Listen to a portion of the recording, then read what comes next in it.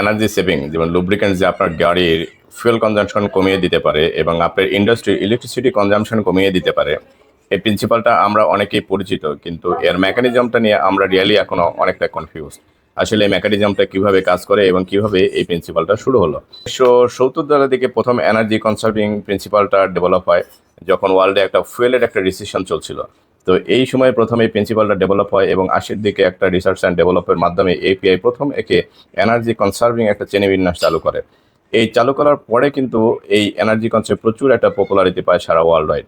তো আমরা যদি বলি এই পপুলারিটি আসার প্রিন্সিপালটা কিভাবে কাজ করেছে, ভেহিকেলের ক্ষেত্রে যদি আমরা দেখি, একটা ভেহিকেল যদি 8 লিটার ফুয়েলে 100 কিলোমিটার যায় এবং আর একটা বেটার ইকোনমিক ফুয়েল ইউজ করার কারণে সেখানে যদি 7.8 লিটারের প্রয়োজন হয় সেম কিলোমিটার যেতে, তাহলে এখানে দেখবেন 2.7% একটা সেভিং আছে। সো এই সেভিং প্রিন্সিপালটাই কিন্তু এনার্জি সেভিং বলা হচ্ছে। সো আমরা যদি হাইপোথেটিক্যাল একটা এক্সাম্পল দিয়ে আপনাকে বলি, যেমন আপনাকে যদি মধুর মধ্যে সাঁতার কাটতে বলা হয়, আপনি কিন্তু ইজিলি সাঁতার কাটতে পারবেন না, মানে অনেক কষ্ট হবে, আপনি ইজিলি টায়ার্ড হয়ে যাবেন। কিন্তু আপনাকে যদি পানির মধ্যে সাঁতার কাটতে দেওয়া হয় তাহলে আপনি ইজিলি সুইম করতে পারবেন। সো এই যে লেস এনার্জি আপনার কনজিউম হচ্ছে, এই প্রিন্সিপালটাই কিন্তু এখানে কাজে আসে।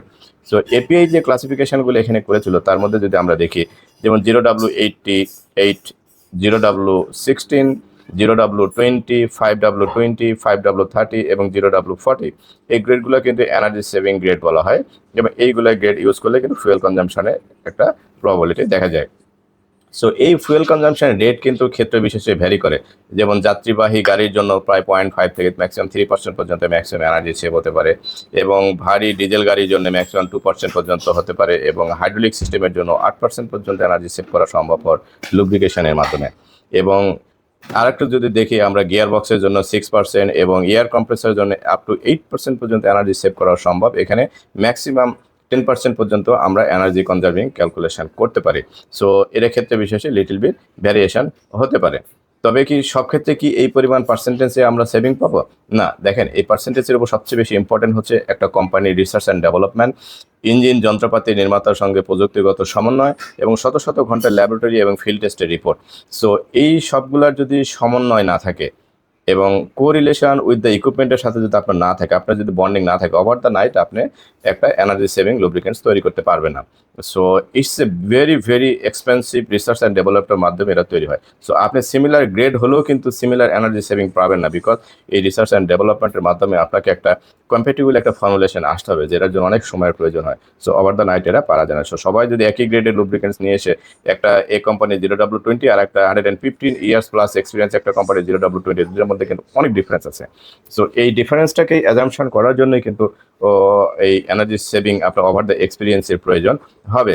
সো এই সাথে সাথে আমরা আরও কিছু জিনিস এখানে আমাদের নজরে খেয়াল রাখতে হবে, যেমন ইঞ্জিন এবং মেশিনের ডিজাইন। সো এরা পারফেক্টলি ম্যাচিং কিনা। সো ডিজাইন কিন্তু একটা বড় ফ্যাক্টর, সময়ের সাথে মেশিনের ডিজাইন পরিবর্তন হচ্ছে।